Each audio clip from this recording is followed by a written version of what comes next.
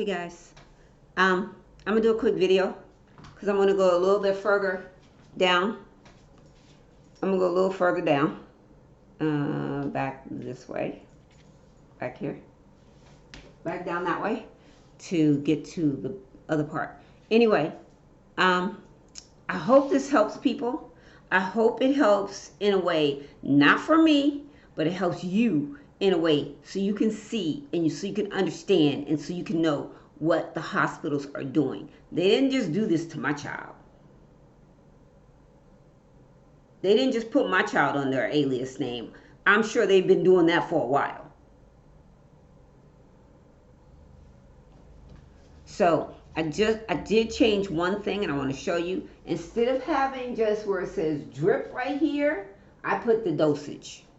That was the dosage. And then what they did was that when she first got there, after they measured her organs and she, even after she was in surgery, they put in a order, which was a plan of care to give her this abortion dosage, different levels, every 2 to 3 days. For Khadijah, it ended up being every other day. So this was the 16th. Then down here they did it again. Turn it on the 18th. On the 18th. And that was the dosage for the 18th. And then they did it again. Let me turn it back.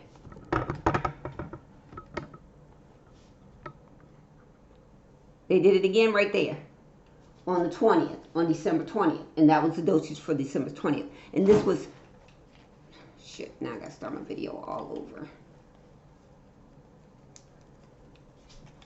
I'm not starting nothing over. So they did the dosage again on December 20th. December 20th. And this, they were doing this to get rid of the baby. Okay, so they could take the organs. Whether she was healing, recovering or not, they still went on with their decision to get rid of that baby so they could take those organs. And like I said, I'm going to show you motive. I'm going to show you why. And I'm just going to show you why they did it. And why once they started, they had to continue on with giving this dosage to Khadijah to kill this baby. So, let me take you back down this way. I got to change my shirt, but that's okay. Take you down here. Okay, here's my camera.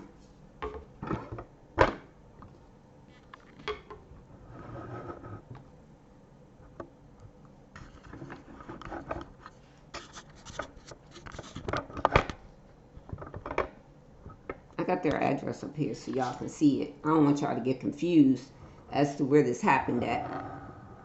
If you look way down here, I got their whole address on the wall.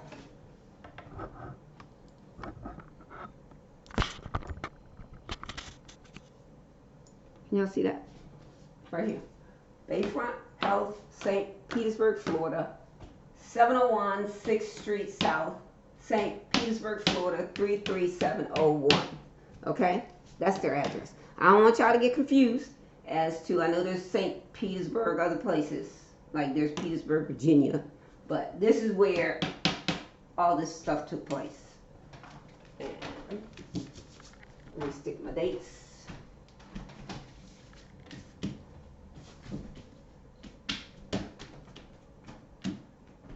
Okay, so let me see. We're gonna go down this way. I'm gonna go down here.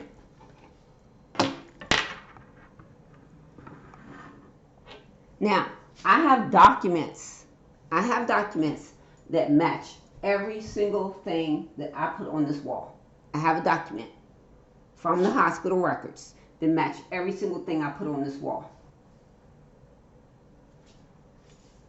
So right here, she was in recovery. And this was on the 17th of December. This was right after I got there. So this was through the night. through the night, and this was in the AM on December 18th. This right here was on the AM December 18th. The doctors came in. It was about 4 doctors. I don't want to say it was more than that. It may have been more, but I know it was at least 4 doctors. And the surgeon, the gentleman that did the surgery, he came in. Very nice man.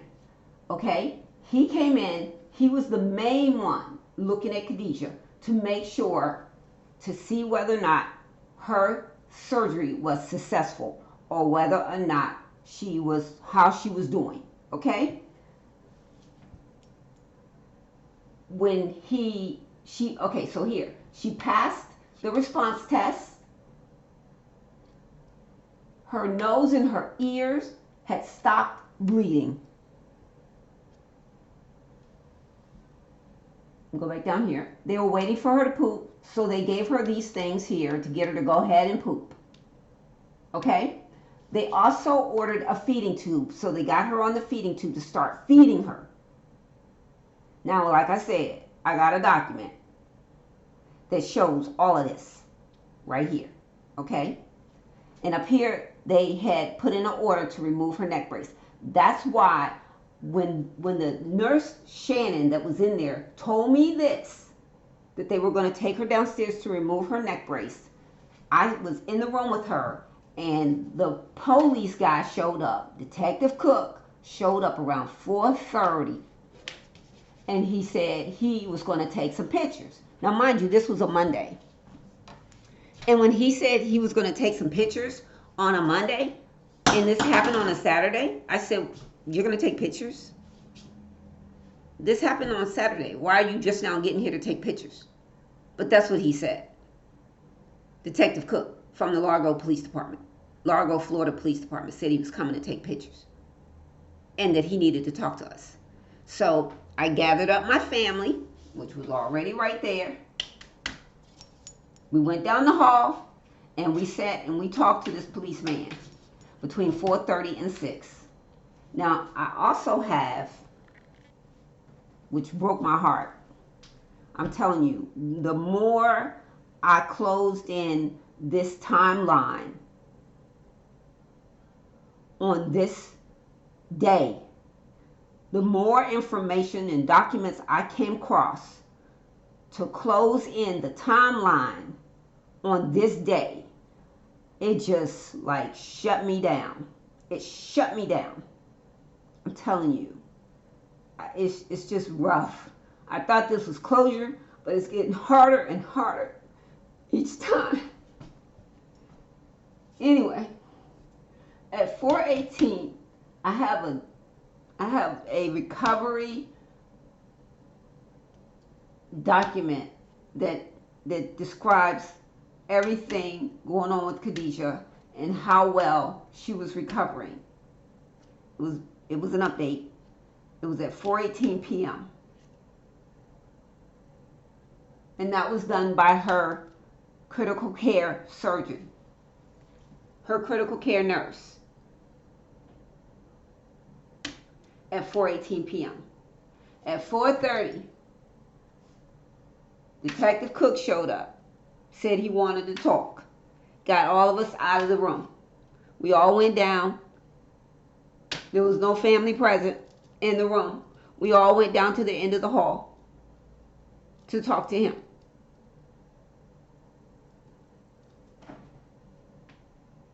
Between 4:30 and 6 p.m., and I think I have a document that shows the time was 6 p.m. on the nose, or a little bit before 6 p.m. This dosage was given to Khadijah to continue cleaning that baby out of her body so it wouldn't cause any diseases and it wouldn't mess up the organs that they were going to already take from her.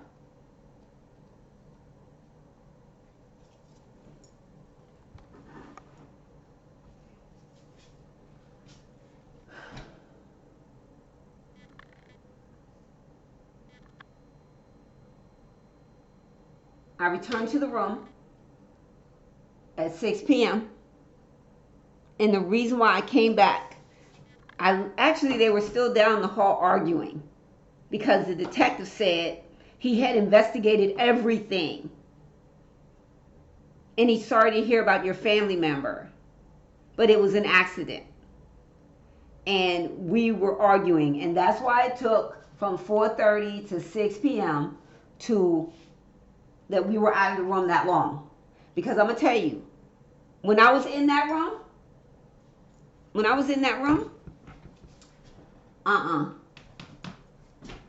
nobody came in there. Wasn't none of this. This right here didn't happen when I was in that room. And I was in that room all night from the minute I arrived to that hospital until I left out of that room right there. I didn't go get no coffee. I didn't go get no food. I didn't do anything. But records show that this is the time, because when it closes in 4:18, her critical care surgeon did this update. And she was fine.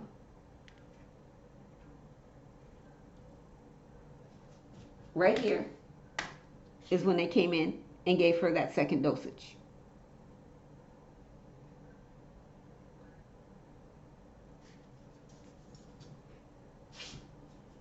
Like I said, this happened to Khadijah. It's not like something new.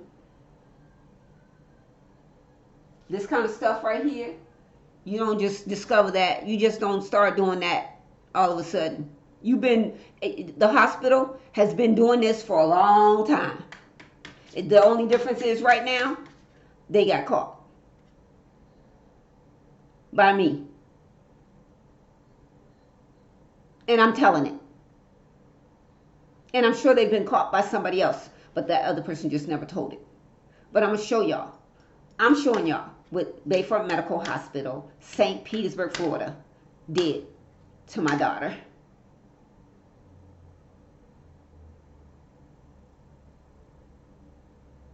Now, I need to bring it from a 10 to a 4. I need to bring it back down. Bring it back down. Okay.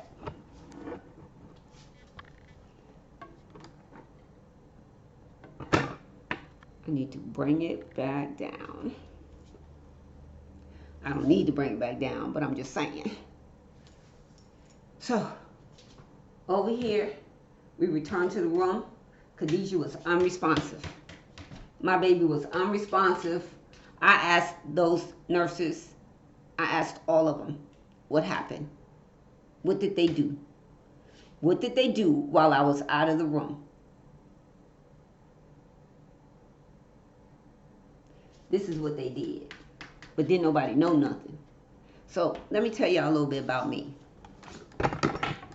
before I go any further. Put my computer back. Let me put it on the address so y'all can see what the address is. Anyway, tell you a little bit about me.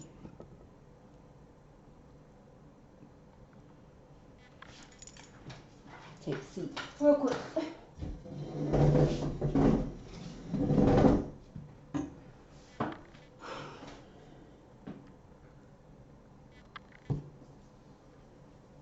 Anyway, tell you real quick about me. I have 5 siblings. See my hands? 5. I was raised with both my parents, my mom and my dad. I was raised with both my parents, my mom and my dad, 5 siblings. My dad is a retired sergeant major for the United States Army. Okay? Growing up, military father, beautiful mother, but strict. She didn't wait for my dad to come home to whoop our butt. She whooped our butts before my dad got there. Then he turned around and whooped our butts after he got home. My mom didn't wait for nothing.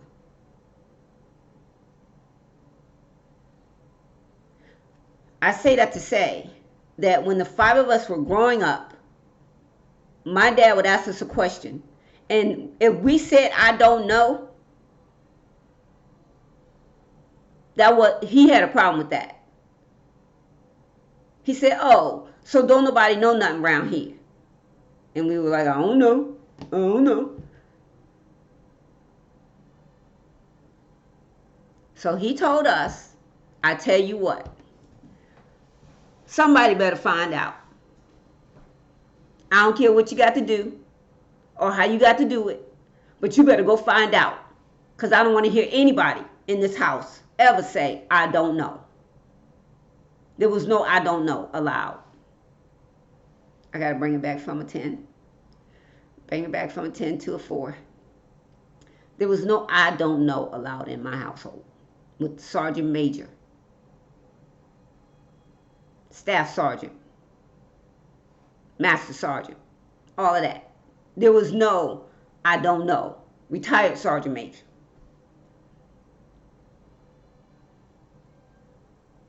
So for me to grow up like that in a very regimented family, where I appreciate now when my dad said, nobody better not say I don't know. He better not hear that from nobody.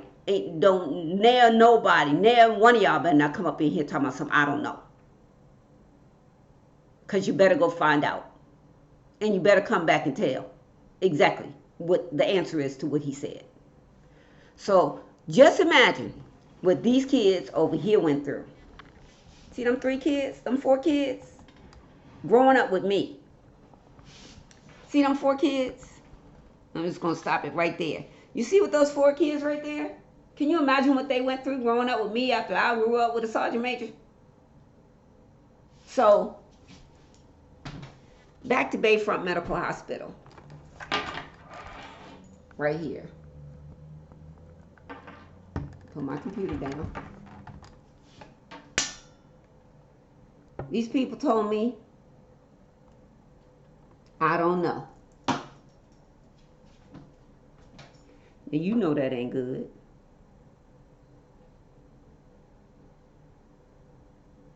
Because I can't go back and tell the Sergeant Major, I don't know. That ain't going to work, boo. Can't go back and tell the Sergeant Major, the Army Sergeant Major, I don't know. I can't do that. So here we are.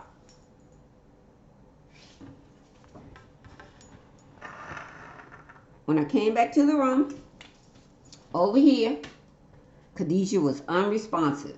Question mark, question mark, question mark, question mark, question mark, question mark at 6 p.m. No good. So,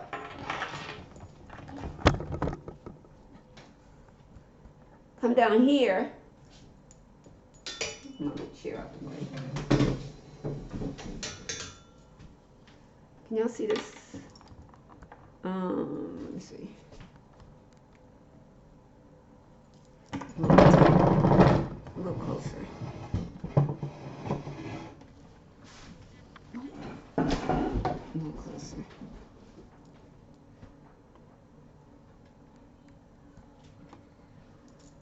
Anyway, I think y'all can see that. But this says December 19th. On the 19th, more family arrived. There was more family coming in. You know, they're asking me what happened, what's going on. Don't nobody know nothing. She brain dead. Anyway, on the 20th, even after all of this, like I said, they had it set up where they were going to continue, no matter what. This was what they were going to do, no matter what. Whether she was recovering or not. How she was doing, if she was responding, if she had stopped bleeding, if she was on a feeding tube, if they were waiting for her to poop, any of that. It did not matter. This is what they were going to do. Right here. Continue these dosages.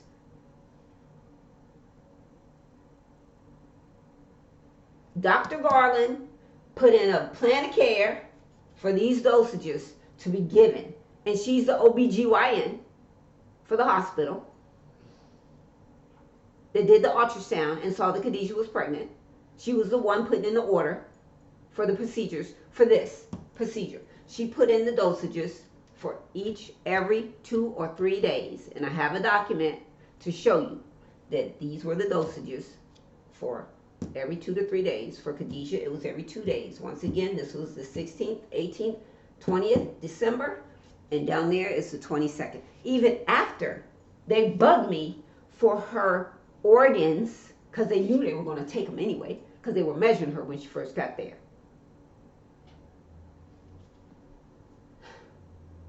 They still, again, on the 22nd, gave her another dosage. And that's when they confirmed that there was no more intervenor pregnancy, or whatever you want to call it. There was no more signs of a pregnancy by the 22nd. And they were able to move forward with the organs. On this day, there was a moist comment. So what had happened was, I was in the room with my baby. They said they were going to continue caring that she was fine on the 19th. Even after I saw that she was not responsive. They told me she was fine. They were going to keep working on her. They told me that she had active stem cells and that they were going to keep trying to, work on her. Meanwhile, they sneaking in the room, giving her another abortion dosage. So I was in the room and I saw that her vital signs dropped and something was going on, didn't know what. So I came out of the room around to the nurse's station, got a hold of a nurse, and I said to her, I said, can you come check on Khadijah? Because it looks like, her vital signs are dropping and it's not with the numbers you told me to keep an eye on and whatever. So this nurse comes around the station, because Khadijah's room was right there next to the nurse's station. And she kind of like leans around to the window and peeks in while I'm standing in the doorway. And she peeks in and she says, oh, she's fine. We're just keeping her moist.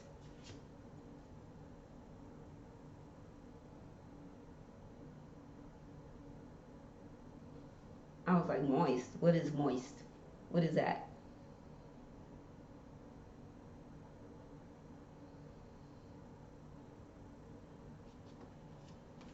And I really didn't know. I had no clue. Just dumb. I had no idea.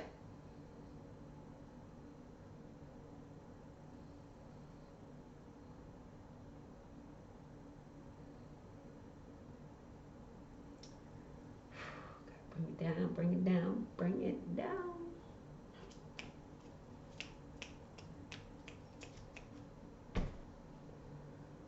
Whew. Pray for me, Mom. I know you're watching. Pray for me.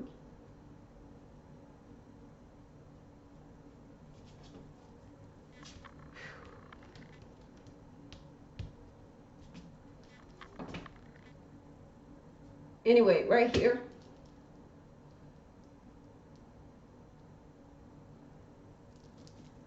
They continued they continued monitoring her.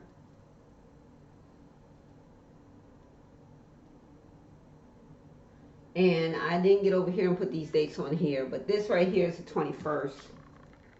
So I'll put the dates on here. And we'll take it on down to the bottom on the next video. Probably do it later on today.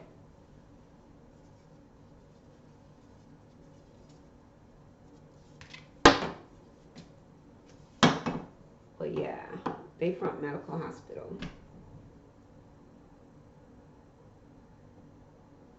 Anyway, thanks for watching. Don't let anything happen to y'all's family members.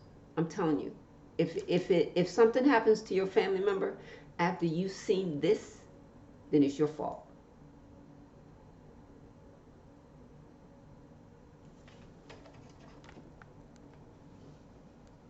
I'm telling you, you better pay attention to your family when they get in that hospital. Don't be naive. Don't take nothing for granted. And don't think anybody's being nice to you, because they're not. There's other ones working that have other agendas. Some of them may be being nice, some of them don't know. But there's some They got a different agenda.